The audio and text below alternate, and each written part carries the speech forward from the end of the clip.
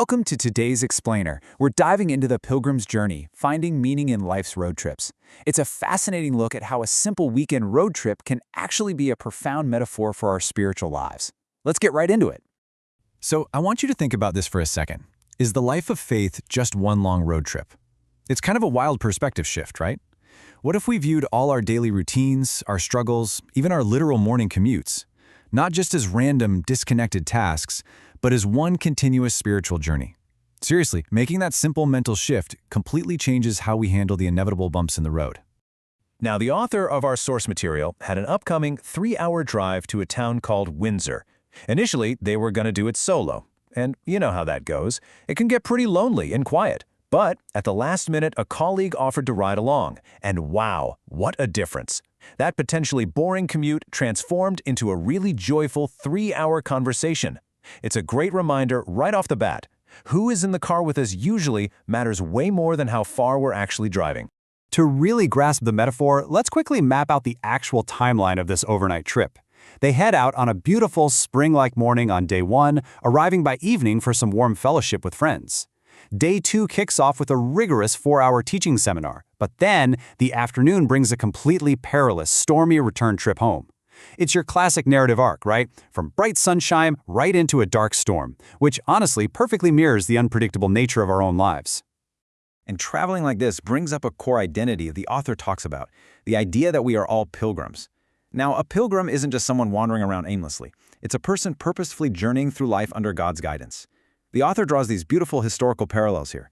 Think about Abraham stepping out into the total unknown, the Israelites trekking through the harsh wilderness, or even Jesus himself. The point is, we aren't just wandering, we are moving forward by grace with an actual destination in mind. So, arriving in Windsor, the trip shifts to its main practical purpose. This wasn't just a scenic drive. It was all about connection. Our travelers spent the evening sharing meals and catching up with old friends, a pastor and his wife. Then the very next day, they gathered in this cozy church space to lead a 4-hour seminar titled The Educational Mission of the Church for a group of incredibly eager learners.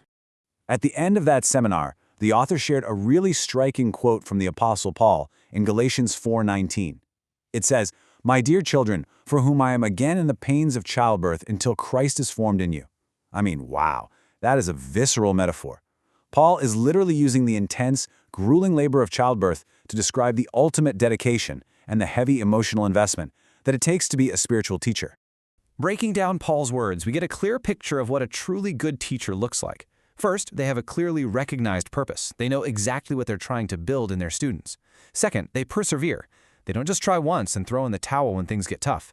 And third, they're willing to endure real pain, just like bringing new life into the world, to see genuine spiritual growth in others. It's a heavy calling, but an incredibly beautiful one. Okay, so the seminar wraps up, and this is where the road trip takes a drastic turn. The bright, clear sky drive there sharply contrasts with the dark, treacherous drive back. The journey home was basically a nightmare. We're talking heavy rain, blinding fog, and those massive cargo trucks creating dangerous splashes that completely white out the windshield. I think this hits pretty close to home for anyone who's ever experienced a sudden, unexpected downturn in life.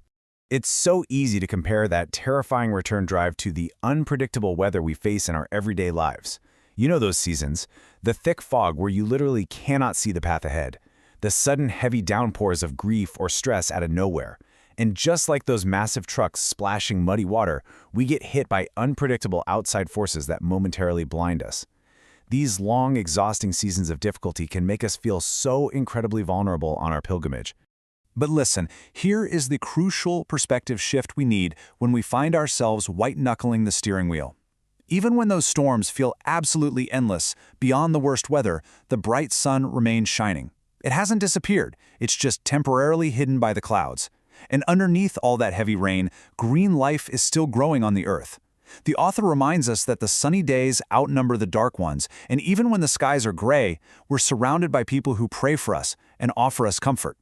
And the reassurance goes even deeper than that. When life's fog is at its absolute thickest and we feel completely lost, we have to remember we aren't driving alone. The author brings up Romans 8:26, pointing out that God's Spirit is our ultimate companion.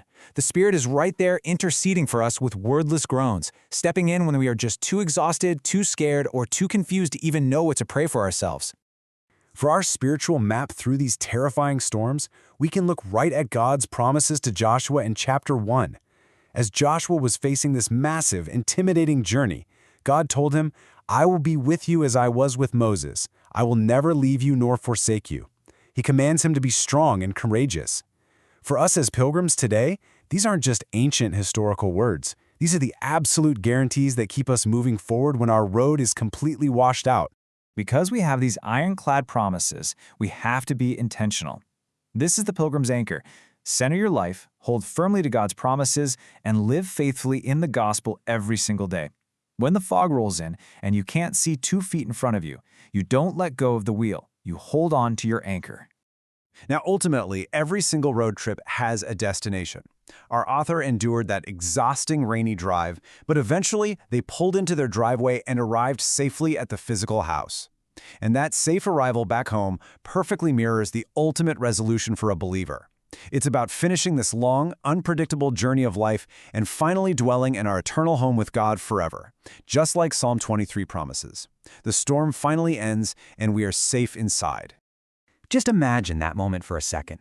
Imagine ending the exhausting pilgrimage of life, stepping out of the storm, walking through the doors of your eternal home, and being warmly embraced by God with these simple, validating words. You've worked hard.